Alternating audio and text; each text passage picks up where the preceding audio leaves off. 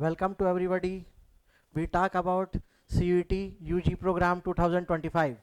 This is Shashank Bhardwaj. हम बात करने वाले हैं CUET 2025 में होने वाले एग्ज़ाम के लिए, जो कि फरवरी लास्ट तक फॉर्म फिलिंग स्टार्ट हो जाएगी. एडमिट कार्ड 15 मई तक आएंगे और एग्ज़ाम आपका 15 मई से 31 मई तक कंडक्ट होगा. तो उसी एग्ज़ाम के रिगार्डिंग CUET के GK GS सेक्शन के प्रिपरेशन कैसे की जाए उसके बारे में हम बात करेंगे.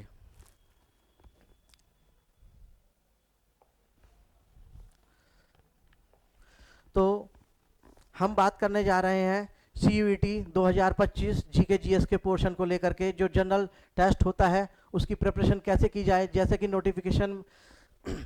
जो नोटिफिकेशन आया है उसमें सब्जेक्ट को क्लियर करके नहीं रिप्रेजेंट किया गया है. बस GK GS लिख करके उसमें बताया गया है. GK GS एक वास्ट टॉपिक हो जाता है जिसकी प्रिपरेशन कहाँ से की जाए, कहाँ कितनी की जाए, ये हमें नहीं पता रहता. तो उसी प्रॉब्लम को सॉल्व करके हम कुछ स्पेशल तरीके से सिलेबस को डिज़ाइन कर रहे हैं CUET 2025 GK GS. तो GK GS के पोर्शन को कवर करने के लिए हमने उसको 1 2 3 4 5 6 सेक्शन में डिवाइड कर लिया है.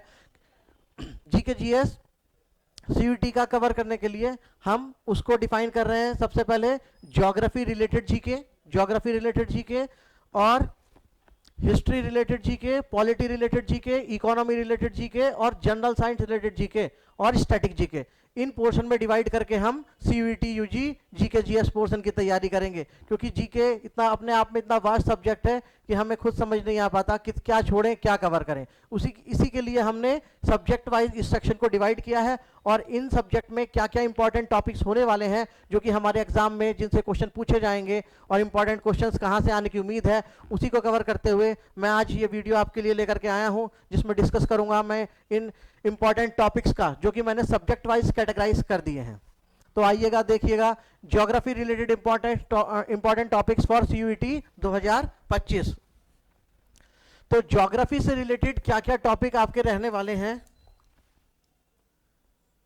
ज्योग्राफी से रिलेटेड आपके क्या क्या टॉपिक रहने वाले हैं जिनके क्वेश्चंस आपको एग्जाम में मिलेंगे. तो देखिएगा, इनकी तैयारी हम इस पैटर्न पर करेंगे. हमें ज्योग्राफी से इंपॉर्टेंट रिवर वाला सेक्शन है जिसमें इंडिया और वर्ल्ड की इंपॉर्टेंट रिवर्स को हमें पढ़ना है. जैसे कि विश्व की सबसे बड़ी नदी कौन सी है, वर्ल्ड लार्जेस्ट रिवर कौन सी है, लॉन्गेस्ट रिवर कौन सी है. ऐसे ही इंडिया की रिवर्स के बारे में हमें पढ़ना है, गंगा, ब्रह्मपुत्र, सिंधु. और दक्षिण भारत की नदियों के बारे में, साउथ इंडिया की रिवर के बारे में हमें पढ़ेंगे, क्योंकि उनसे रिलेटेड क्वेश्चंस बनेंगे. रिवर्स से रिलेटेड क्वेश्चंस वर्ल्ड लेवल पर भी पूछे जाएंगे और इंडिया लेवल पर भी पूछे जाएंगे. इसलिए ये एक इंपॉर्टेंट सेक्शन होता है ज्योग्राफी रिलेटेड, जिसमें हमें प्रिपरेशन करके चलना है कि एक क्वेश्चन हमें रिवर से मिल सकता है. ऐसे ही mountain peak, important mountain peaks, India की माउंटेन पीक्स भी, कि भारत में कौन कौन सी है. भारत में माउंटेन रेंज के बारे में बात करते हैं तो हिमालय की बात होती है, ग्रेटेस्ट माउंटेन रेंज हिमालय. और साउथ इंडिया में भी, पेनिसुलर इंडिया में भी माउंटेन्स पीक हैं, उनके बारे में भी बात करते हैं. तो दक्षिण भारत के कुछ पर्वत चोटियां और हिमालय की कुछ पर्वत चोटियां से रिलेटेड क्वेश्चंस पूछे जा सकते हैं. इसलिए माउंटेन पीक भी एक इंपॉर्टेंट टॉपिक है. ऐसे ही वर्ल्ड में जो हर कॉन्टिनेंट में कौन कौन से माउंटेन हैं उनके रिगार्डिंग भी यहाँ से क्वेश्चन पूछा जा सकता है. तो माउंटेन पीक इंडिया से भी और वर्ल्ड से भी, हर एक कॉन्टिनेंट में कौन सी माउंटेन पीक हाईएस्ट है उसके रिगार्डिंग, उससे रिलेटेड क्वेश्चन पूछा जा सकता है. कौन सी उनकी हाइट पूछी जा सकती है, वो वोल्केनो रिलेटेड है या नॉर्मल माउंटेन पीक है, इससे रिलेटेड क्वेश्चन बन सकते हैं. लेक्स, इंपॉर्टेंट लेक्स, ये आज के टाइम पे एक इंपॉर्टेंट टॉपिक है, जहां इंडिया के लेक और वर्ल्ड के इंपॉर्टेंट लेक्स का क्वेश्चन अक्सर एग्जाम में आ रहा है. तो लेक का टॉपिक भी हमारे लिए बहुत इंपॉर्टेंट है, जिसको हम कवर करके चलेंगे. आगे देखते हैं नेशनल पार्क और वाइल्ड लाइफ सेंचुरी. इनसे रिलेटेड भी प्रीवियस ईयर में अच्छे खासे क्वेश्चन देखे गए हैं. तो हम इंडिया के नेशनल पार्क और वाइल्ड लाइफ सेंचुरी कवर करके चलेंगे. ग्रासलैंड इंपॉर्टेंट, वर्ल्ड के important grassland related questions exam में आते हैं. स्टेपीज, पंपास, सवाना, ये इंपॉर्टेंट ग्रासलैंड, जैसे कि 11th-12th क्लास में कुछ होते थे, कुछ 8th क्लास में भी ज्योग्राफी की बुक्स में इनका जिक्र किया रहता है. तो इंपॉर्टेंट ग्रासलैंड भी हमारे एग्जाम का GK GS का इंपॉर्टेंट टॉपिक है. तो हमें ये 8-10 नाम होते हैं जिनको हमें कवर करते हुए चलना है. इंडिया इंट्रोडक्शन, हमें भारत का इंट्रोडक्शन अच्छे से पता होना चाहिए। उस इंट्रोडक्शन में हमें क्या करना है, इंडिया का एरिया समझना है, बाउंड्री समझनी है, स्टेट्स और स्मॉलेस्ट स्टेट कौन सा है, लार्जेस्ट स्टेट कौन सा है, पॉपुलेशन के बेस पे स्मॉलेस्ट स्टेट कौन सा है, लार्जेस्ट स्टेट कौन सा है, ये सब पॉइंट्स हमें कवर करते हुए इंडिया का इंट्रोडक्शन करना है। और इंडिया की बाउंड्री, कोस्टल बाउंड्री कितनी है, इंटरनेशनल लैंड बाउंड्री कितनी है, इस तरह से कवर करते हुए चलना है। तो ये इंडिया इंट्रोडक्शन और भारत का विश्व में स्थान, जनसंख्या से संबंधित और क्षेत्रफल से संबंधित, एरिया के अकॉर्डिंग इंडिया का कौन सा प्लेस है और इंडिया का पॉपुलेशन के अकॉर्डिंग कौन सा स्थान आता है, इन सब चीजों को कवर करते हुए इंडिया इंट्रोडक्शन एक कंबाइंड टॉपिक तैयार करेंगे, जिसमें हम सारी डिटेल इंडिया इंट्रोडक्शन और उससे बनने वाले क्वेश्चंस की तैयार करेंगे। आगे मिनरल्स, इंडिया में कुछ इंपॉर्टेंट मिनरल्स, इंडिया में कौन कौन से मिनरल्स मिलते हैं या कौन से मिनरल्स इंडिया में जो मिनरल्स मिलता है तो उसका इंडिया की कौन सी रैंक है, जैसे कि कॉपर हुआ, आयरन हुआ, कोयला हुआ, पेट्रोलियम हुआ, तो विश्व में इनमें टॉप पर कौन है और इंडिया की रैंकिंग क्या है, इससे रिलेटेड क्वेश्चन हमारे एग्जाम में बनते हैं। क्रॉप्स, क्रॉप से रिलेटेड रबी क्रॉप, जायद क्रॉप्स और खरीफ क्रॉप, इनसे रिलेटेड कौन सी फसल कौन सी किस क्रॉप की है, इससे रिलेटेड क्वेश्चंस एग्जाम में होते हैं। Energy resources, coal gas, coal, natural gas, petroleum, crude oil, जितने भी एनर्जी रिसोर्स हैं, सोलर एनर्जी, इस टाइप के एनर्जी रिसोर्सेज को लेकर के एक टॉपिक तैयार किया जाएगा और इससे रिलेटेड क्वेश्चंस एग्जाम में पास्ट टाइम में भी देखे गए हैं। एनर्जी रिसोर्सेज क्या क्या हैं, किससे किस टाइप की एनर्जी मिलती है, भारत का जैसे एनर्जी का ऑर्डर आ जाता है कि किस टाइप की एनर्जी में टॉप पे है और उसका क्रम से घटते हुए क्रम से या बढ़ते हुए क्रम से किस चीज से, कोल से मिलती है, पेट्रोलियम से मिलती है, सौर ऊर्जा से मिलती है या न्यूक्लियर एनर्जी से, किस टाइप से ज्यादा एनर्जी मिल रही है, कम एनर्जी मिल रही है, इनका क्रम लगाने के लिए आ जाता है कि किस चीज से कितनी एनर्जी मिलती है, घटते क्रम में अरेंज कर दिए कीजिएगा और बढ़ते क्रम में अरेंज कीजिएगा, इस टाइप से क्वेश्चन आते हैं। लास्ट ईयर भी देखा गया है इंपॉर्टेंट ग्लेशियर्स, कुछ ग्लेशियर्स के नाम हम तैयार करेंगे, तैयार करके चलना है, क्योंकि लास्ट ईयर भी ग्लेशियर के क्वेश्चंस भी पूछे गए। कोई भी इंपॉर्टेंट ग्लेशियर का नाम देकर के पूछ लेते हैं कि ये ग्लेशियर कहाँ है, किस राज्य में है, तो ये चीजें भी पूछे जाती हैं। तो ये ज्योग्राफी रिलेटेड इंपॉर्टेंट टॉपिक्स हैं जो सीयूटी 2025 के एग्जाम में आने की संभावना है। इसी तरह से हम ज्यादा कुछ नहीं है, सबसे टॉप मोस्ट 10 टॉपिक्स कवर किए हैं, पहले इनको कवर करेंगे जिससे हमें ये एक आइडिया रहेगा कि यहाँ से क्वेश्चंस मिलने की पूरी संभावना है। जैसा कि आप जानते हैं कि 20 क्वेश्चंस आएंगे, तो उन 20 क्वेश्चंस को कहां से होंगे, इसी को देखते हुए हमने इंपॉर्टेंट सेक्शन को कवर करते हुए टॉपिक डिसाइड किए हैं। तो ज्योग्राफी के पहले ये 10 टॉपिक कवर किए जाएंगे और ये बहुत इंपॉर्टेंट टॉपिक है जिनका एग्जाम में अक्सर क्वेश्चन आ रहा है। नेक्स्ट हम देखते हैं history related important topics for CUET exam.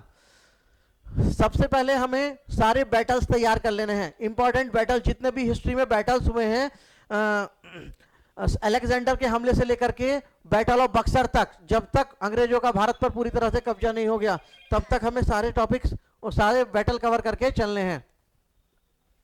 तो ये इंपॉर्टेंट बैटल सारे, एक जितने भी टॉपिक्स मैंने यहां पर लिखे हैं, आपको क्या करना है, इन सारे टॉपिक्स को अपने पहले नोटबुक के फ्रंट पेज पे लिख लेना और बारी बारी से इन सारे टॉपिक्स को कवर करना है। आप देखिएगा ये एग्जाम में सारे टॉपिक्स इसी तरह के आपसे पूछे जाएंगे, ये कवर होते ही आपको बहुत कंफर्टेबल होगा। प्रीवियस ईयर की प्रैक्टिस करते रहिएगा, पास्ट एग्जाम में क्या क्या चीजें पूछी गई हैं और ये टॉपिक्स कवर करके चलिएगा, आपका बहुत अच्छा स्कोर होगा। बुक्स, पुराने टाइम पे हिस्ट्री में कौन कौन सी बुक्स लिखी गई हैं, चाहे वो किसी इंपॉर्टेंट फेमस पर्सनालिटी ने लिखी हो, चाहे किसी रूलर्स ने लिखी हो, बादशाह ने लिखी हो, सुल्तान ने लिखी हो, उसी के रिगार्डिंग हमें सारी बुक्स का कलेक्शन आपको तैयार करके रखना है अपने पास, क्योंकि इंपॉर्टेंट बुक्स एग्जाम में पूछी जा रही हैं। किसी की ऑटोबायोग्राफी पूछी जा रही है, ये आपका स्टैटिक जीके से जो करंट अफेयर में जो बुक्स होती हैं उनसे उनके भी क्वेश्चन पूछे जाते हैं और पास्ट टाइम में सुल्तानों ने, बादशाहों ने कौन कौन सी बुक्स लिखी हैं वो भी आपसे एग्जाम में पूछी जाती हैं। तो बुक्स भी आपको तैयार करके चलनी है अपने एग्जाम के लिए कि सारी बुक्स का कलेक्शन एक साथ, इन चीजों को कलेक्ट करके अगर आप एक साथ तैयार करके रखेंगे तो आपको रिविजन करने में एग्जाम टाइम पे प्रॉब्लम नहीं होगी। डायनेस्टीज एंड फाउंडर, इतिहास में जो जो राजवंश हुए हैं, जो जो डायनेस्टीज हुई हैं, उनके फाउंडर कौन थे, इस टाइप का एक क्वेश्चन भी आपके एग्जाम में आता है। तो आप क्या करेंगे, सारी डायनेस्टीज को एक साथ कवर कर लेंगे और उनके फाउंडर्स का नाम लिख लेंगे, ताकि आपके एग्जाम में जब आए तो आपको अलग से सोचना ना पड़े, आप भूले ना, आपको डायरेक्ट याद आ जाए। तो ये डायनेस्टीज एंड फाउंडर्स भी हिस्ट्री का एक इंपॉर्टेंट टॉपिक है जो एग्जाम में आने के लिए इंपॉर्टेंट है। उसके बाद हम बात करते हैं आर्किटेक्चरल वर्क। आर्किटेक्चरल वर्क जैसे कि कौन सा कंस्ट्रक्शन वर्क या कौन सा आर्किटेक्चर किस सुल्तान ने, बादशाह ने या किस राजा ने क्या चीज बनवाई है पास्ट टाइम में, ये चीजें भी एग्जाम में पूछी जा सकती हैं। जैसे कि एग्जांपल, शाहजहां ने ताजमहल बनाया, आगरा का दिल्ली का लाल किला शाहजहां ने बनाया, और कुछ पुराने शहरों को किसने स्टैब्लिश किया है, इस टाइप का आर्किटेक्चरल वर्क। या कुतुब मीनार किसने बनवाई, कब बनाई, और कौन सा आर्किटेक्चरल वर्क कौन सी सदी में किया गया है। और इसी तरह से आर्किटेक्चरल वर्क में मैं एक पॉइंट ऐड कर रहा हूं कि कुछ पुराने, जैसे कि कुछ मजारें हैं कुछ सूफी संतों की, उनसे रिलेटेड टॉपिक्स आ सकता है, तो वो भी आप इसी में कवर करके चलें। स्पेशली जैसे कि मोइनुद्दीन चिश्ती की दरगाह है, वो कहाँ पर है, कौन थे मोइनुद्दीन चिश्ती दरगाह। ऐसे ही सूफी संत निजामुद्दीन औलिया, सूफी संत शेख सलीम चिश्ती, ये कुछ सूफी संत हैं, इनकी मजारें कहाँ हैं। और अकबर ने, बाबर ने, शाहजहां ने कौन कौन से शहर बनाए, क्या क्या आर्किटेक्चरल वर्क करवाया, इन सब चीज़ों के क्वेश्चंस पूछे जा सकते हैं एग्जाम में। अब हम आते हैं नेक्स्ट टॉपिक पे, ट्रैवलर और एम्बेसडर। पुराने समय में यात्री यात्रा किया करते थे एक देश से दूसरे देश, और डायनेस्टीज में आकर के कुछ स्टडी वगैरह करते थे। चाइनीज यात्री आते थे, कुछ देशों का अध्ययन करने आते थे, कुछ व्यापार पर्पज से आते थे, कुछ मेडिकल पर्पज से आते थे। इस तरह से कुछ यात्री पुराने समय में भारत में आए हैं, तो जिन्हें हम ट्रैवलर, और कुछ राजदूत बनकर के आते थे, उनके बारे में हमें तैयार करके चलना है। तो ट्रैवलर, जैसे चाइनीज ट्रैवलर आए हैं, हुइनसांग आया था, फाइयान आया था, इन सब के बारे में बात कर रहा हूँ, इत्सिंग आया था। ऐसे ही मोरक्को का ट्रैवलर क्या इब्न बतूता, मोहम्मद बिन तुगलक, दिल्ली सल्तनत में तुगलक डायनेस्टी के टाइम पे आया था। तो इस तरह से ये कुछ इंपॉर्टेंट ट्रैवलर का कलेक्शन हमारे पास होगा। ऐसे ही जब हम बात करते हैं साउथ इंडिया की, तो वहां पर विजयनगर एम्पायर होता था। विजयनगर एम्पायर में भी काफी सारे ट्रैवलर्स आए हैं अलग अलग राजाओं के समय में, उनके बारे में भी इंफॉर्मेशन आपको तैयार करके रखनी है, जो कि आपको यहाँ पर ऑनलाइन क्लास में करवाई जाएगी। इंडस वैली सिविलाइजेशन, हिस्ट्री की अगर मैं बात करूं तो इंडस वैली सिविलाइजेशन एक इंपॉर्टेंट टॉपिक है। कौन सा शहर कहां पर है, क्या उसकी क्वालिटी थी, इंडस वैली सिविलाइजेशन के शहरों के बारे में पूछा जा सकता है। तो इंडस वैली सिविलाइजेशन से भी कोई क्वेश्चन आने की पूरी उम्मीद है। वैदिक पीरियड, वेदास, वैदिक पीरियड से रिलेटेड क्वेश्चंस एग्जाम में हो सकते हैं, तो वैदिक पीरियड पर भी हमें फोकस करके चलना है। और 4 वेदास, ऋग्वेद, यजुर्वेद, सामवेद, अथर्ववेद, इनके बारे में भी हमें फोकस करके चलना है एग्जाम में। तो वैदिक पीरियड से रिलेटेड टाइम पीरियड के साथ साथ यहाँ पर इंपॉर्टेंट इंफॉर्मेशन भी एग्जाम में पूछी जा सकती है। सेम जैनिज्म, बुद्धिज्म, जैन धर्म और बौद्ध धर्म के क्वेश्चन अक्सर एग्जाम में अलग अलग देखे जा सकते हैं। तो जैन धर्म, बौद्ध धर्म का पूरा सारा कलेक्शन एक साथ तैयार करके आपको यहाँ पर तैयार कराया जाएगा। और आप भी जो वीडियोस देख रहे हैं, जो ऑनलाइन क्लास कर रहे हैं, उनको भी ये मैं आपको ध्यान दिला दूं कि इन सब चीज़ों को, टॉपिक्स को आपको कलेक्ट करके एक साथ रखना है, ताकि आप टाइम पे रिवीजन कर पाएं। तो जैन धर्म, बौद्ध धर्म से बहुत सारे क्वेश्चन बनते हैं। इनकी लैंग्वेज, कौन सी लैंग्वेज ये यूज करते थे, इनकी बुक्स, जैन धर्म की बुक्स, बौद्ध धर्म की बुक्स से बहुत सारे क्वेश्चन बनते हैं। और गौतम बुद्ध से अक्सर क्वेश्चन बनते हैं, उनकी लाइफ की इवेंट क्या क्या थी, उन्होंने ग्रह त्याग कर दिया, उन्होंने ज्ञान प्राप्त कर लिया, उन्होंने उनकी डेथ का सिंबल क्या था, उनके ज्ञान प्राप्ति का सिंबल क्या था, उनका निर्वाण कैसे हुआ, इन सारे क्वेश्चंस को आपको कलेक्ट करके चलना है, जो कि आपको यहाँ ऑनलाइन क्लास में भी कराए जाएंगे। फिर हम बात करते हैं मॉडर्न में आकर के महात्मा गांधी जी की लाइफ को पूरा तैयार कर लीजिए, उनसे रिलेटेड नेशनल मूवमेंट्स को और उनसे रिलेटेड इवेंट को और उनसे रिलेटेड पर्संस की एक लिस्ट बना करके उनसे संबंधित घटनाओं को, नेशनल मूवमेंट को कवर कर लीजिएगा विद डेट, जो कि अक्सर एग्जाम में आती हैं। जैसे कि गांधी जी से रिलेटेड अगर मैं बात करूं तो non cooperation movement, civil disobedience movement और भारत, ये सिविल डिसोबीडेंस मूवमेंट और ये भारत छोड़ो आंदोलन जो 1942 का था, ये सब कुछ बड़े मूवमेंट हैं, जिसे क्विट इंडिया मूवमेंट के नाम से भी हम जानते हैं। भारत छोड़ो आंदोलन, क्विट इंडिया मूवमेंट, इसके अलावा ये 4 बड़े मूवमेंट हैं। और हम देखें तो चंपारण, खेड़ा और अहमदाबाद मिल, जो स्टार्टिंग में कुछ सत्याग्रह गांधी जी ने किए थे, वो भी इंपॉर्टेंट है। साथ ही गांधी जी की जो टाइमलाइन है, गांधी जी की टाइमलाइन से रिलेटेड कुछ बहुत सारे क्वेश्चन बनते हैं। गांधी जी की बुक्स, गांधी जी का लिटरेसी वर्क, उससे संबंधित क्वेश्चन बनते हैं। तो गांधी जी एक इंपॉर्टेंट टॉपिक है जिनसे रिलेटेड बहुत सारे क्वेश्चन बनते हैं, जिनको हम यहां से डिटेल में तैयार कराएंगे। नेशनल मूवमेंट, गांधी जी से पहले भी नेशनल मूवमेंट थे थोड़े बहुत, जिनको आप जैसे कि स्वदेशी मूवमेंट, इन गांधी जी से पहले वाले मूवमेंट्स को भी आप फोकस करके चलेंगे। सोशियो रिलीजियस मूवमेंट्स, सामाजिक धार्मिक सुधार आंदोलन जो हुए थे उन पर, जैसे कि भारत में पुनर्जागरण हुआ था, राजा राम मोहन राय जी के समय से, राजा राम मोहन राय जी को भारत में पुनर्जागरण का पिता कहा जाता है। तो उस समय से धार्मिक सामाजिक सुधारों का बोलबाला होने लग गया था। तो वो सामाजिक और धार्मिक सुधार आंदोलन, सोशियो रिलीजियस मूवमेंट पे भी हमें अच्छे सारे क्वेश्चन एग्जाम में मिल जाते हैं, तो हमें इनको भी कवर करके चलना होगा। तो ये थे हमारे हिस्ट्री रिलेटेड इंपॉर्टेंट टॉपिक्स, जो कि आपके सीयूईटी एग्जाम 2025 के लिए इंपॉर्टेंट है। अब हम देखते हैं पॉलिटी रिलेटेड इंपॉर्टेंट टॉपिक्स क्या रहने वाले हैं, जिनके एग्जाम में हमें क्वेश्चन मिलने की पूरी संभावना है। देखिएगा, कॉन्स्टिट्यूशन को लेकर के बहुत सारे क्वेश्चन बनने वाले हैं, जैसे कि कॉन्स्टिट्यूशन कैसे बना, कॉन्स्टिट्यूशन किसने बनाया, कॉन्स्टिट्यूशन कैसे तैयार हुआ, कॉन्स्टिट्यूएंट असेंबली कॉन्स्टिट्यूशन को प्रिपेयर कर रही थी, वो कैसे बनी, तो कॉन्स्टिट्यूशन की हिस्ट्री, कॉन्स्टिट्यूशन का बनना, ये सारी इवेंट्स कॉन्स्टिट्यूशन के लिए क्वेश्चन जनरेट करेंगी। तो कॉन्स्टिट्यूशन फॉर्मेशन के बारे में आपको डिटेल में नॉलेज होनी चाहिए। फिर बात करते हैं कॉन्स्टिट्यूशन के अंदर इंपॉर्टेंट पार्ट्स हैं, जिसका नाम आपसे डायरेक्ट पूछ ले सकते हैं कि कौन सा पार्ट क्या है। जैसे कि कॉन्स्टिट्यूशन में 22 पार्ट्स हैं, उन 22 पार्ट्स में से कुछ पार्ट्स ऐसे हैं जिनके नाम आपसे डायरेक्ट पूछ लिए जाते हैं। जैसे सिटीजनशिप किस पार्ट में है, तो हम बताएंगे पार्ट 2 में। फंडामेंटल राइट किस पार्ट में है, तो हम बताएंगे फंडामेंटल राइट्स पार्ट 3 में है। ऐसे पूछ लेंगे पार्ट 4 में क्या है, कॉन्स्टिट्यूशन के भाग 4 में क्या है, तो हम बोलेंगे directive principle of state and policy. Part 4A में क्या है, फंडामेंटल ड्यूटीज। तो इस टाइप से जो कुछ इंपॉर्टेंट पार्ट है जिनके नाम डायरेक्ट आ सकते हैं, तो उनको भी आपको कवर करवाया जाएगा या फिर आपको कवर करके चलना होगा। क्लियर? क्योंकि ये आपके पॉलिटी के लिए, जीके जीएस में पॉलिटी वाले सेक्शन के लिए इंपॉर्टेंट हो सकते हैं। फिर हम बात करते हैं, जब ये कॉन्स्टिट्यूशन के अंदर पार्ट है, उनमें आर्टिकल लिखे हुए हैं। तो कुछ आर्टिकल ऐसे हैं, जैसे फंडामेंटल राइट्स के कुछ आर्टिकल हैं पार्ट 3 में, और पार्ट 4 में कुछ डीपीएसपी से लेकर के कुछ ऐसे इंपॉर्टेंट आर्टिकल हैं जो अक्सर आपसे एग्जाम में पूछे जाएंगे। तो कुछ आर्टिकल पे फोकस करके हमें चलना होगा, जैसे कि Panchayati Raj, article 40 organisation of panchayat DPSP में बोलता है। ऐसे ही आर्टिकल 14, 15, 16, 17, 18, ये कुछ इंपॉर्टेंट आर्टिकल हैं जिनको डायरेक्ट नाम से या आर्टिकल के नेम से, आर्टिकल के नंबर से पूछ लिया जाता है।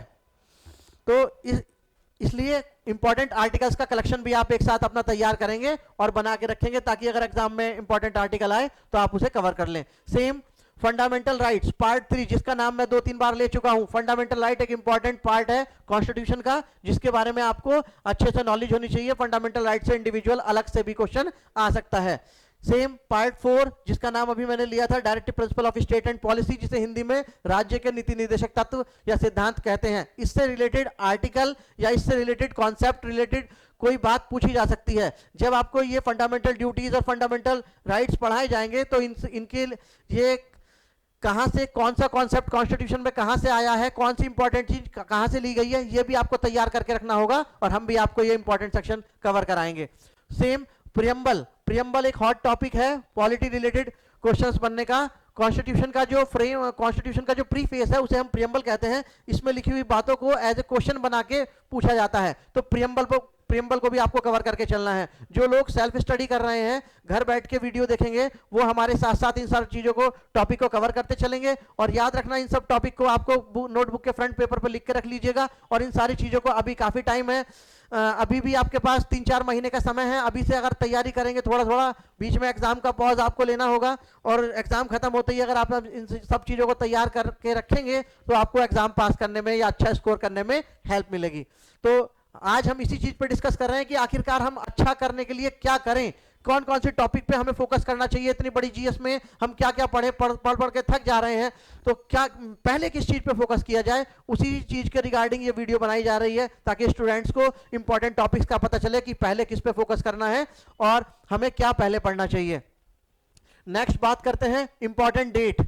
इतिहास, कॉन्स्टिट्यूशन के इतिहास में, कॉन्स्टिट्यूशन की हिस्ट्री में कुछ इंपॉर्टेंट डेट हैं जिनको हमें याद रखना होगा, जो कि एग्जाम में हमसे पूछी जाएंगी। कि जैसे संविधान सभा, कॉन्स्टिट्यूएंट असेंबली की फर्स्ट बैठक कब हुई, कॉन्स्टिट्यूएंट ड्राफ्ट कमेटी कब बनी, ड्राफ्ट कमेटी वो कमेटी थी जो कॉन्स्टिट्यूशन को फ्रेम कर रही थी, नेशनल फ्लैग को कब अडॉप्ट किया गया, कॉन्स्टिट्यूशन इंप्लीमेंट कब हुआ, हमारा देश आजाद कब हुआ, इलेक्शन कमीशन कब बनाया गया, और सुप्रीम कोर्ट कब स्टैब्लिश किया गया, नेशनल एंथम कब अडॉप्ट किया गया, नेशनल सॉन्ग कब अडॉप्ट किया गया, नेशनल एम्बलम कब अडॉप्ट किया गया।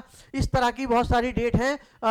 और जैसे कि 3 जून प्लान किया था, 3 जून प्लान वो था जो कि जिससे ये घोषणा की गई थी कि ब्रिटिश भारत को 2 देशों के रूप में आजाद किया जाएगा, जैसे कि इंडिया और पाकिस्तान। तो इस तरह की कुछ इंपॉर्टेंट डेट्स हैं जो कि कॉन्स्टिट्यूशन के फ्रेमिंग के समय आपको बताई जाएंगी या आपको याद रखनी होगी। अगर आप किसी बुक से पढ़ रहे हैं तो इंपॉर्टेंट डेट्स पे जो कि कॉन्स्टिट्यूशन से रिलेटेड है उनको कवर करके आपको चलना है। अगर आप सेल्फ स्टडी भी कर रहे हैं तो भी आप इन टॉपिक्स पे फोकस करके चलें। अब बात करते हैं polity related topic, parliament. Parliament आप जानते हैं, पार्लियामेंट राज्यसभा, लोकसभा और प्रेसिडेंट से मिलकर के बनी होती है। यहां पार्लियामेंट में से रिलेटेड क्वेश्चंस बनेंगे। पार्लियामेंट कितने पिलर पर टिकी हुई है, जैसे कि राज्यसभा, लोकसभा और प्रेसिडेंट। पार्लियामेंट में लोकसभा में कितनी सीटें होती हैं, लोकसभा में काउंसिल ऑफ मिनिस्टर का क्या रोल है, लोकसभा का प्रिसाइडिंग ऑफिसर कौन होता है, राज्यसभा का प्रिसाइडिंग ऑफिसर कौन होता है, यहाँ पर नॉमिनेटेड मेंबर कितने होते हैं, यहाँ पर इनके लोकसभा में इलेक्शन कैसे होता है, राज्यसभा में इलेक्शन कैसे होता है। तो इस तरह के बहुत सारे क्वेश्चन पार्लियामेंट से बनेंगे। तो आपको पार्लियामेंट के टॉपिक को भी इंपॉर्टेंट कंसीडर करते हुए चलना है कि एग्जाम में इससे क्वेश्चन पूछे जाएंगे। सेम बात करते हैं प्रेसिडेंट की।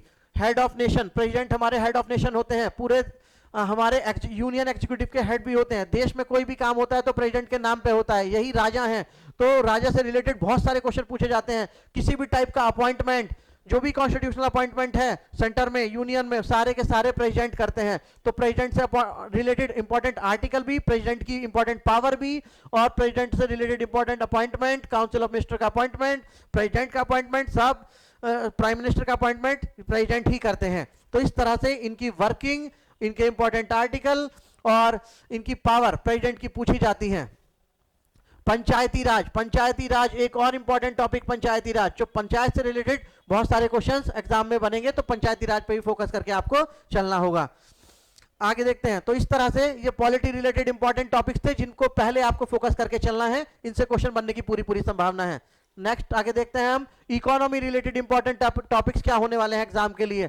तो यहां देखिएगा, प्लानिंग कमीशन। प्लानिंग कमीशन वो कमीशन था जो कि 5 ईयर प्लान को प्रिपेयर करता था, लेकिन आज प्लानिंग कमीशन नहीं है, बट इससे रिलेटेड क्वेश्चंस बन जाते हैं। प्लानिंग कमीशन कब आया था, प्लानिंग कमीशन का हेड कौन होता था, प्लानिंग कमीशन क्या काम करता था, इस तरह के क्वेश्चंस प्लानिंग कमीशन को लेकर के अक्सर पूछे गए हैं। प्लानिंग कमीशन को रिप्लेस करके अब नीति आयोग आ गया है, तो इसलिए नीति आयोग भी अब हमारे लिए हॉट टॉपिक है। NITI Aayog government of India का थिंक टैंक है। नीति आयोग का टॉपिक भी आपको अलग से कवर करवाया जाएगा। और अगर आप बुक से स्टडी कर रहे हैं तो नीति आयोग का को अपने सेल्फ नोट्स बना के चलें, हैंड रिटन नोट्स तैयार करके रखे चलें कि इसका हेड कौन, इसका चेयरमैन कौन है, इसका वाइस चेयरमैन कौन है, फर्स्ट चेयरमैन कौन था, नीति आयोग काम क्या करता है, नीति आयोग का हेडक्वार्टर कहाँ है। ये सारे क्वेश्चंस आपको कवर करके चलने हैं। नीति आयोग ने किस कमीशन का स्थान लिया है, नीति आयोग के सीईओ कौन है, इस टाइप के करंट रिलेटेड क्वेश्चंस भी आपको इन नीति आयोग के लिए तैयार करके चलने हैं। Full form, national institution for transforming India, full form भी आपको ये कवर करके चलनी है। 5 ईयर प्लान 1951 से लेकर के 2017 तक हमारे देश में 12 5 ईयर प्लान रहे हैं। इन 12 5 ईयर प्लान में जो जो हमारे देश का डेवलपमेंट हुआ है, जो जो इंपॉर्टेंट चीजें आई हैं, वो भी आपको 5 ईयर प्लान से कवर करके चलना है। तो 5 ईयर प्लान से रिलेटेड क्वेश्चंस भी एग्जाम में पूछे जाएंगे। अब बात करते हैं नेक्स्ट टॉपिक की, जैसे reserve bank of India. Reserve bank of India का हेडक्वार्टर कहाँ है, इसमें इसका गवर्नर कौन होता है, रिजर्व बैंक ऑफ इंडिया के बोर्ड में कितने मेंबर होते हैं, और इस तरह के रेपो रेट या एसएलआर या सीआरआर जो होते हैं, इसकी कुछ पॉलिसीज हैं, मॉनेटरी पॉलिसीज हैं, इनको लेकर के कोई छोटा मोटा क्वेश्चन यहां से भी बना सकते हैं। स्टेट बैंक ऑफ इंडिया, इनके करंट चेयरमैन कौन है, ये कैसा बैंक है, कॉमर्शियल बैंक है, लार्जेस्ट कॉमर्शियल बैंक है, तो इनको लेकर के भी इनका हेडक्वार्टर, इनका पेरेंटल बैंक कौन सा था। तो ये क्वेश्चन पेपर में भी आया था कि स्टेट बैंक का पेरेंटल बैंक कौन सा था, तो बैंक ऑफ कलकत्ता एसबीआई का पेरेंटल बैंक था। तो इस टाइप के कुछ क्वेश्चंस यहां से स्टैटिक क्वेश्चन बन सकते हैं। SEBI, securities and exchange board of India, जो कि शेयर मार्केट का रेगुलेटर है, इससे इसका हेडक्वार्टर कहाँ है, इसके चेयरमैन कौन है, इस तरह के क्वेश्चन, इसके फर्स्ट वुमेन चेयरमैन कौन बनी है, इस तरह के क्वेश्चन सेबी को लेकर के या किसी ऑर्गेनाइजेशन को लेकर के जो कि इकोनॉमी रिलेटेड है, ऐसे आ सकते हैं। NABARD, NABARD national bank for agriculture and rural development, ये तो नबार्ड को लेकर के भी क्वेश्चन आ सकता है। ये ग्रामीण बैंकों का और कोऑपरेटिव बैंकों का रेगुलेटर होता है। ये कब बना, कौन सा एक्ट इनको बनाने के लिए लाया गया था, इन सब के बारे में अगर आप कोई बुक से तैयारी कर रहे हैं तो बुक में लिखा हुआ सब मिलेगा। इन टॉपिक्स को तैयार करते चले, यहाँ से क्वेश्चन आने की संभावना है। यहाँ लिखा है एलपीजी, ये लिक्विफाइड पेट्रोलियम गैस नहीं लिखा है, ये लिखा है liberalisation, privatisation, globalisation, economic reforms जो हमारे हुए थे 1991 में। हमारी इकोनॉमी खतरे में आ गई थी, तो बचाने के लिए हमारे वित्त मंत्री जो डॉक्टर मनमोहन सिंह थे, जिनका कुछ दिन पहले ही निधन हो गया है, उन्होंने एलपीजी रिफॉर्म्स किए थे, हमारी अर्थव्यवस्था को सुधारा था। तो ये एलपीजी रिफॉर्म से रिलेटेड इकोनॉमी में क्वेश्चन पूछे जा सकते हैं। कई बार तो इनके वर्ड से ही पूछ लेते हैं। एलपीजी में ये एल क्या है, liberalisation, P for privatisation, G for globalisation, तो इस तरह से इनके फुल फॉर्म या इनसे रिलेटेड पूछा जा सकता है। तो इस टॉपिक को आप कवर करके चलें। इसके बाद national income, national income related GDP, GNP क्या होता है, नेशनल इनकम क्या होती है, इस टॉपिक से रिलेटेड कोई एग्जाम में क्वेश्चन आपसे पूछे जा सकते हैं। अब हम बात करते हैं general science related important topics की। तो जनरल साइंस में अगर हम बात करें तो इसमें फिजिक्स का सेक्शन भी इंक्लूड होगा, बायो का सेक्शन भी इंक्लूड होगा, केमिस्ट्री का सेक्शन भी इंक्लूड होगा। उसी के लिए कुछ हमने इंपॉर्टेंट सेक्शन यहाँ से सेलेक्ट किए हैं, जैसे कि कुछ चीजों की एसआई यूनिट, फिजिक्स में एसआई यूनिट पूछी जाती है, वर्क की एसआई यूनिट, पावर की एसआई यूनिट, फोर्स की एसआई यूनिट, इन चीजों की एसआई यूनिट आपसे पूछी जा सकती है। और साथ ही मेजरमेंट यूनिट, मेजरमेंट डिस्टेंस की डिस्टेंस मेजरमेंट की छोटी यूनिट, बड़ी यूनिट, सबसे बड़ी यूनिट क्या है, आप जैसे मीटर, किलोमीटर ऐसे करके पता करते हैं, तो ऐसे ही और सब आती हैं। एस्ट्रोनॉमिकल यूनिट होती हैं, ये जैसे छोटी यूनिट है मिलीमीटर, माइक्रोमीटर, नैनोमीटर, ये सब डिस्टेंस की यूनिट है। इन सबको कवर करके हमें चलना है। कभी भी हमसे इक्वेट करके कि ऐसे पूछ लें कि 1 मिलीमीटर कितना होता है 10 की पावर -3 मीटर, 1 माइक्रोमीटर कितना होता है 10 की पावर -6 मीटर, 1 नैनोमीटर कितना होता है 10 की पावर -9 मीटर, 1 एंगस्ट्रॉम कितना होता है 10 की पावर -10 मीटर। तो जिस तरह से ये कुछ छोटी यूनिट है, इस तरह से ही बड़ी यूनिट होती हैं। जैसे लाइट ईयर है, लाइट ईयर है, पारसेक है, ये डिस्टेंस की यूनिट है। तो यूनिट से भी क्वेश्चन आ सकता है। पारसेक जिसे पैरालॉग सेकंड कहते हैं, और ये एस्ट्रोनॉमिकल यूनिट, तो ये डिस्टेंस की बड़ी यूनिट है, ये भी एग्जाम में पूछी जाती हैं। तो जो जब भी कोई आप कोई जनरल साइंस की बुक खोलेंगे तो आगे ही सबसे पहले ये यूनिट्स लिखी होती हैं, इनको भी कवर करके चलें। जैसे कि मैंने मेंशन कर दिया है, astronomical unit, light year, parsec, तो ये इंपॉर्टेंट है। और ये छोटी वाली यूनिट भी इंपॉर्टेंट है, जिसमें माइक्रोमीटर, नैनोमीटर अक्सर एग्जाम में आपके सामने हो सकती हैं, तो इनको भी कवर करके हमें चलना है। सेम आगे वर्क का चैप्टर, वर्क, पावर, एनर्जी, यहां से काफी सारे कॉन्सेप्ट छोटे छोटे फॉर्मूले बेसिस हो सकते हैं। तो आपको इन जनरल साइंस के फिजिक्स वाले सेक्शन में इन चैप्टर्स पे फोकस करके चलना है कि अगर क्वेश्चन आएगा तो प्रेफरेंस इन्हीं को दी जाएगी, वर्क, पावर, एनर्जी को प्रेफरेंस दी जाएगी। उसके अलावा कुछ और चैप्टर भी है, जैसे प्रेशर का कॉन्सेप्ट है, प्रेशर से क्वेश्चन पूछा जा सकता है, फ्लोटेशन से पूछा जा सकता है। फ्लोटेशन लाइक जैसे कि कोई बर्फ का टुकड़ा पानी में तैर रहा है तो उसका कितना भाग पानी के बाहर है, पानी के बाहर होता है, तो 1/10। तो ऐसे फ्लोटेशन से रिलेटेड ऐसे छोटे छोटे फैक्चुअल क्वेश्चन आते रहते हैं। तो आपको पता होना चाहिए कि जब कोई बर्फ का टुकड़ा पानी के बाहर तैर रहा होता है, पानी में तैर रहा होता है, तो उसका 1/10 हिस्सा बाहर रहता है, 1/10 पार्ट बाहर रहता है। तो इस तरह के जो फ्लोटेशन से मैंने क्वेश्चन बताया, ऐसे ही प्रेशर की यूनिट, एसआई यूनिट और बड़ी यूनिट और छोटी यूनिट से रिलेटेड क्वेश्चन पूछा जा सकता है। जैसे आप देखें, प्रेशर की यूनिट बार भी है, एटमॉस्फेरिक प्रेशर भी है, टॉर भी है और पास्कल भी है। तो इस तरह से यूनिट को रिगार्डिंग और टॉपिक से फॉर्मूले या डेफिनेशन से क्वेश्चन बन सकता है। न्यूटन्स लॉ, एक चीज और मेंशन कर लीजिए, न्यूटन्स लॉ और साथ में ग्रेविटेशन और ग्रेविटी से रिलेटेड सेक्शन को भी आपको कवर करके चलना है। ये सब 10th तक की चीजें जो हैं, जो आपने 8th 9th 10th में चीजें जनरल साइंस पढ़ी है, कोशिश सही रहेगी कि उन्हीं से रिलेटेड जनरल साइंस में क्वेश्चन पूछा जाए। हीट, टेम्परेचर से related, heat, light, wave, sound से रिलेटेड फैक्चुअल क्वेश्चन बनेंगे, तो इनको भी आपको कवर करके चलना है। इनके जितने भी स्टैटिक क्वेश्चन आ रहे होंगे उनको आपको कवर करके चलना है, प्रीवियस ईयर के अकॉर्डिंग आप देख करके चलना, ये इसमें चीजें आएंगी। सेम ऐसे ही न्यूटन्स के first law, second law, third law और ग्रेविटेशन और ग्रेविटी के रिलेटेड, यानी कि मैं स्मॉल जी की बात कर रहा हूं, स्मॉल जी जिसे आप 9.8 या 10 मीटर पर सेकंड स्क्वायर लिखते थे, जिसका स्मॉल जी का मान ध्रुवों पर, पोल्स पर सबसे ज्यादा होता था और इक्वेटर पर सबसे कम होता था, उसी जी की बात हो रही है। तो ये जनरल साइंस से रिलेटेड इंपॉर्टेंट टॉपिक्स आपके सामने है, जो कि फिजिक्स का सेक्शन है। ऐसे ही हम नेक्स्ट बात करते हैं केमिस्ट्री के लिए। तो केमिस्ट्री की बात करें तो पीएच स्केल पे एसिड बेस को पहचानना, पीएच स्केल से क्वेश्चन आ सकते हैं। पीएच स्केल में 0 से लेकर 14 तक की डिजिट डली होती है, और ये 7 पे न्यूट्रल होता है, 7 से कम पे एसिडिक होगा, और 7 से ज्यादा पे अगर पीएच है तो बेस होगा। तो एसिड बेस को पहचानने के लिए पीएच स्केल के लिए पूछा जा सकता है। जैसे पीएच है तो पूछ लेंगे पी में, पी का मतलब क्या है? पी का मतलब ये एक जर्मन वर्ड है, जर्मन में पी पोटेंज, पोटेंज बोलते हैं, पोटेंज, पोटेंज का मतलब है पावर। तो ऐसे कभी भी पूछा जा सकता है, एक एग्जाम में पूछा गया था अभी ये, इसलिए मैं आपको अवेयर कर रहा हूं कि पीएच स्केल से रिलेटेड क्वेश्चन आ सकते हैं। पीएच स्केल में पी, जो स्मॉल पी बना हुआ है, उसका मतलब है पोटेंज, वो जर्मन, पोटेंज जर्मन वर्ड है जिसका मीनिंग होता है पावर। ऐसे ही एसिड बेस से रिलेटेड क्वेश्चन पूछे जा सकते हैं, जो 9-10 के लेवल के होंगे आपसे पूछे जा सकते हैं। तो इनफैक्ट क्वेश्चन जो भी आप बुक्स पढ़ रहे हैं उसमें जो एसिड बेस से रिलेटेड क्वेश्चन होंगे उसको पहले कवर करके चलें। मेन तो बात यही हम कर रहे हैं कि हमें आखिर प्रेफरेंस क्या पढ़े। इतनी सारी मार्केट में बुक मिल रही हैं, सब में भर भर के कॉपी पेस्ट कर करके सभी एग्जामों का दे दिया जा रहा है, और एक 12th का बच्चा जो अभी नॉर्मल है, जिसे कोई ऐसे खास जीके पढ़ने की कोई खास आदत नहीं है, तो वो कहाँ फोकस करे? कैसे वो आर्ट्स वाला बच्चा है तो कैसे साइंस की चीजें याद करेगा, साइंस वाला बच्चा है तो कैसे आर्ट्स की चीजें याद करेगा? यही कंफ्यूजन सब बच्चों के मन में रहता है। उसी को दूर करने के लिए ये इंपॉर्टेंट टॉपिक्स की वीडियो आपके लिए लेकर के आई गई है।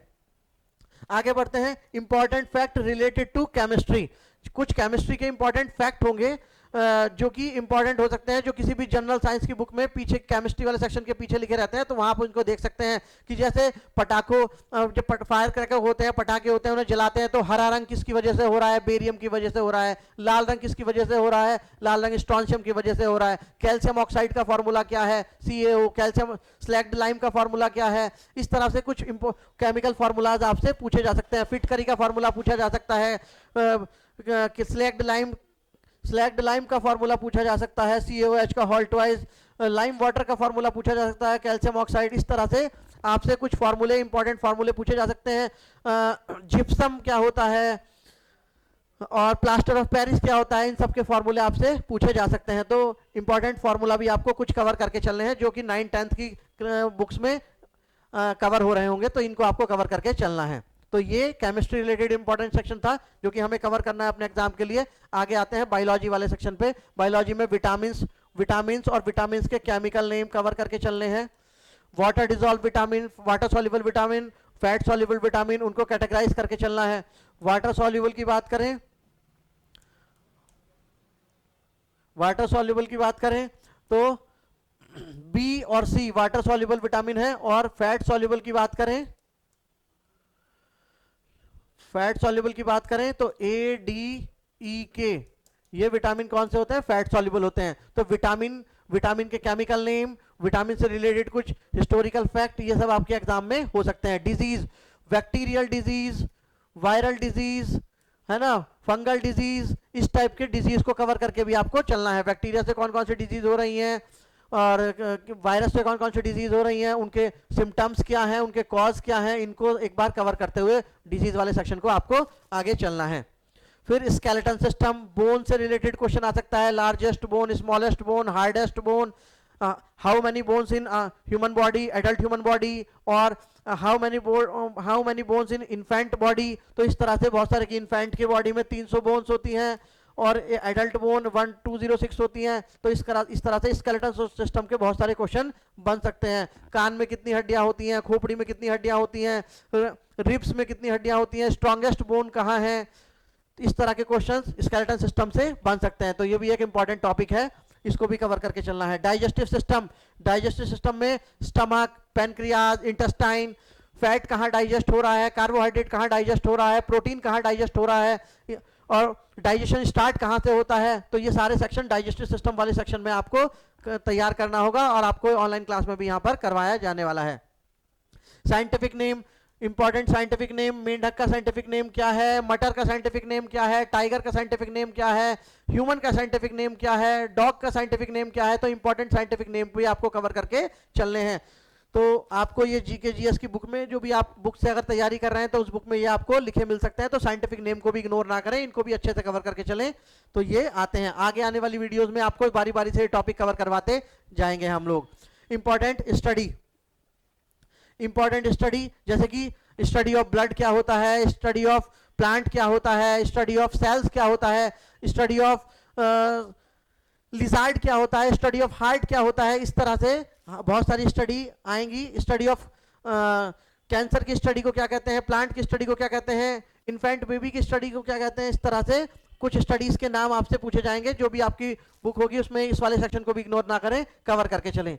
तो इस तरह से ये बायोलॉजी का सेक्शन कवर होता है। अब हम आते हैं सबसे इंपॉर्टेंट सेक्शन स्टैटिक जीके, जिससे बहुत सारी चीजें पूछी जाएंगी। जैसे इंटरनेशनल ऑर्गेनाइजेशन की फुल फॉर्म, इंटरनेशनल ऑर्गेनाइजेशन के नाम, इंटरनेशनल ऑर्गेनाइजेशन के हेडक्वार्टर, तो इनके हेडक्वार्टर कहाँ हैं, इनकी फुल फॉर्म कहाँ है, फुल फॉर्म नेम, जैसे मान लीजिए यूएनईपी पूछ लिया, यूएनईपी क्या है, तो आप बताएंगे, आप ऑप्शन में छांटेंगे यूनाइटेड नेशन एनवायरमेंट प्रोग्राम, ये इसकी फुल फॉर्म हो गई। ऐसे ही यूएनडीपी की हो गई, ऐसे ही FAO food and agriculture organisation, FAO, ये यूनाइटेड नेशन डेवलपमेंट प्रोग्राम, इनकी फुल फॉर्म भी आपके एग्जाम में आ सकती है, इनके हेडक्वार्टर भी आपके एग्जाम में आ सकते हैं। तो इंटरनेशनल ऑर्गेनाइजेशन के हेडक्वार्टर आपको कवर करते हुए चलने हैं। इंपॉर्टेंट डे, इंपॉर्टेंट डे आपको कवर करते हुए चलने हैं। इंपॉर्टेंट डे में जैसे क्या होता है, इंपॉर्टेंट डे में तो आपका ये आर्मी डे कब मनाया जाता है, नेशनल स्पोर्ट्स डे कब मनाया जाता है, national sports day, environment day, world environment day, इस तरह से ये आप चीजें डेज तैयार करके चलेंगे। क्लियर? तो जैसे आर्मी डे 15 जनवरी को मनाते हैं, नेशनल स्पोर्ट्स डे 29 अगस्त, मेजर ध्यानचंद का बर्थडे है, हॉकी के जादूगर। वर्ल्ड एनवायरनमेंट डे 5 जून को मनाते हैं। तो इस तरह से जो पूरे ईयर का चार्ट होता है उसमें इंपॉर्टेंट डेज को आपको कवर करते हुए चलना है। डांस, क्लासिकल डांस हैं या फोक डांस हैं स्टेट के, इनको भी आपको कवर करते हुए चलना है। तो डांस आजकल, डांस और फेस्टिवल हॉट टॉपिक बना हुआ है स्टैटिक जीके का। अवार्ड्स जैसे कि हाईएस्ट सिविलियन अवार्ड हैं, भारत रत्न है, पद्म विभूषण है, पद्म भूषण है, पद्मश्री है, ये कुछ अवार्ड है। इसके अलावा नेशनल अवार्ड होते हैं जो फिल्म वाले सेक्शन में दिए जाते हैं, और अर्जुन अवार्ड है, स्पोर्ट्स रिलेटेड अवार्ड्स हैं। उन सब की अवार्ड्स को जो भी करंट अफेयर में आ रहे होंगे, करंट अफेयर की बुक से आप जो भी तैयारी कर रहे होंगे उसको कवर करते हुए आपको चलना है। इंपॉर्टेंट समिट जैसे G20 का समिट कहाँ हो रहा है, G7 का समिट कहाँ हो रहा है, सार्क का समिट कहाँ हो रहा है, बिम्स्टेक का समिट कहाँ हो रहा है, ये सारे समिट्स या कोई भी इंपॉर्टेंट समिट जो करंट में बीते एक साल में हुआ है वो सब आपको कवर करते हुए चलना है। कहाँ पर समिट हुआ था, क्या उनका थीम था। समिट के लिए सिर्फ इतना पढ़ना है कि कौन सा समिट कहाँ हो रहा है और उनका थीम क्या है या किस विषय पर वो बात कर रहे हैं। ये इसलिए इंपॉर्टेंट समिट आपको कवर करते हुए चलना है। आपने देखा ही होगा कि मोदी जी अक्सर मीटिंग के लिए देश विदेश जाते रहते हैं, तो उसमें वो समिट की मीटिंग में पार्टिसिपेट करते हैं। तो ऐसी बस वहीं से करंट अफेयर का क्वेश्चन बना देता है कि हमारे प्रधानमंत्री गए थे इस समिट में भाग लेने, वो उसकी और जहां पर समिट हो रहा है उसकी कैपिटल क्या थी, बस कैपिटल भी वहीं से पूछी जा सकती है। कैपिटल क्या थी, करेंसी क्या थी। जैसे कि अगला हमारा अगला टॉपिक क्या होने वाला है, करेंसी, कैपिटल और कंट्री। तो कंट्रीज की कैपिटल, कंट्री का नाम पूछा जा सकता है कैपिटल रिलेट करके, करेंसी रिलेट करके, ये करेंसी किस कंट्री की है, इस कंट्री की कैपिटल क्या है। इस तरह के क्वेश्चंस आपके एग्जाम में आ सकते हैं, आएंगे। बल्कि स्पेशली ये बीते कुछ सालों से सीयूईटी के एग्जाम में जो हम देख रहे हैं उसमें कंट्री और उसकी कैपिटल क्या होगी मैचिंग करने के लिए चार कंट्री और उनकी कैपिटल सामने लिखी थी और करेंसी सामने लिखी थी। ऐसे अलग अलग एग्जाम में अलग अलग डे पे जो एग्जाम हो रहा है उनमें बदल बदल के क्वेश्चन पूछे जा रहे हैं। उसके अलावा स्टेट और कैपिटल की इंफॉर्मेशन कंट्री में, हमारे कंट्री में 28 राज्य हैं, 28 स्टेट हैं, उनकी कैपिटल क्या है, किसकी ये सब भी आपको पता होने चाहिए। उनकी लोकेशन कि वो किस डायरेक्शन में है, साउथ में है या नॉर्थ ईस्ट का स्टेट है या नॉर्थ स्टेट है, हिमालयन स्टेट है। हिमालयन स्टेट वो जिस जहां से मतलब हिमालय एक्सपेंड करा हुआ है जहां पर, इस तरह से। तो ये स्पोर्ट्स की बात करते हैं। बीते दिनों या आने वाले टाइम में, जैसे कि कोई वर्ल्ड कप कहाँ होने वाला है या वर्ल्ड कप कहाँ हुआ था, हॉकी का वर्ल्ड कप, फुटबॉल का world cup, cricket world cup, T20 world cup, तो ये वर्ल्ड कप कहाँ हुए थे, किसने जीता, और आईपीएल, इससे रिलेटेड भी क्वेश्चन एग्जाम में हमारे पूछे जाएंगे। तो इस तरह से इन सारे इंपॉर्टेंट टॉपिक्स के साथ हम आज की वीडियो को यहीं पर अपना पूरा करेंगे। और मैं आशा करता हूं आपको वीडियो पसंद आया होगा और इन सारे टॉपिक्स पे आप काम कीजिएगा। जीके जीएस के सेक्शन में ये आपको बहुत मदद करेंगे। इन टॉपिक्स को आप कवर करते चलिएगा। हमारी आने वाली वीडियोस में भी बारी बारी से इन टॉपिक्स को कवर करवाया जाएगा। कोई भी क्वेरी हो या इससे रिलेटेड कोई और वीडियो आप चाहते हो या किसी स्पेशल टास्क के लिए आपको वीडियो की रिक्वायरमेंट हो, तो आप हमें मैसेज कीजिएगा।